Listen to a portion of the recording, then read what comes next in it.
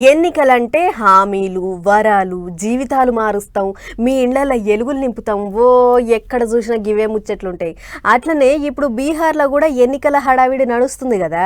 ఇక ఆడ పోటీలో నిలబడ్డ పెద్ద పెద్ద నాయకులంతా జనాలను ఉటి మీదకి ఎక్కించే ఉపాయాలు బొచ్చడి చేస్తుర్రు. మరి ఓట్లు అలా పెట్టల వేసుకునేందుకు ఏమేం జోలి చెప్పిర్రు, అట్లా వేసుకుని వద్దాం పార్రి. బీహార్లో ఎన్నికల ముమ్మిరి రోజుకింత రంజుగైతుంది. ఓటర్లను వాళ్ళ దిక్కు మలుపుకుంటానికి నాయకులు జయ్యని ఇకమతుల్లేవు. ఇప్పటికే వాడ తిరుగుతున్న లీడర్ సాబులు బొక్కలేని చెయ్యోలే వరాల జల్లు కురిపిస్తుర్రు. ఇట్లనే విపక్ష కూటమి పెద్ద లీడరు తేజస్వి యాదవ్ ఓట్ల ప్రచారానికి పోయి జనాలకు మస్తు జోలి చెప్పిండు.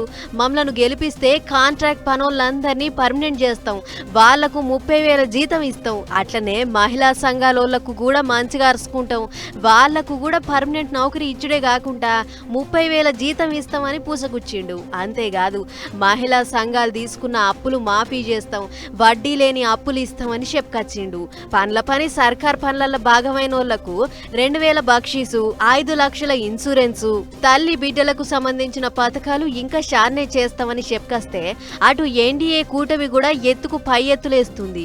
మోడీ సార్ దీవెనార్తులతోని బీహార్ల పువ్వు పార్టీ జెండా ఎగిరేస్తాం, పథకాలు, సంక్షేమం, చదువులు, రోడ్లు, దాఖానాలు, కొలువులు అన్ని ముచ్చట్లల్లా బీహార్ ను నెంబర్ 1 చేస్తాం, ఒక్కసారి ఓటేసి చూడుర్రి అని గడినే ప్రచారం చేస్తుర్రు.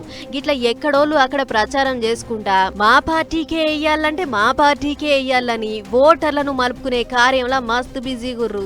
ఇక ఓట్లు దగ్గర పడుతున్నాయి కాబట్టి విపక్ష కూటమి వాళ్ళు రాహుల్ గాంధీ సార్తోని, ఇటు ఎన్డీఏ కూటమి వాళ్ళు ప్రధాని మోడీ ఇంకా అమిత్ షా సార్లతోని మీటింగ్ పెట్టించి రాష్ట్రంలో అధికారంలోకి ఎట్లయినా రావాలి అని మస్తు తల్లాడుతుర్రు. మరి బీహార్ జనాలు ఎటు దిక్కు చూస్తారో ఏమో చూసుకుంటా పోవాలి.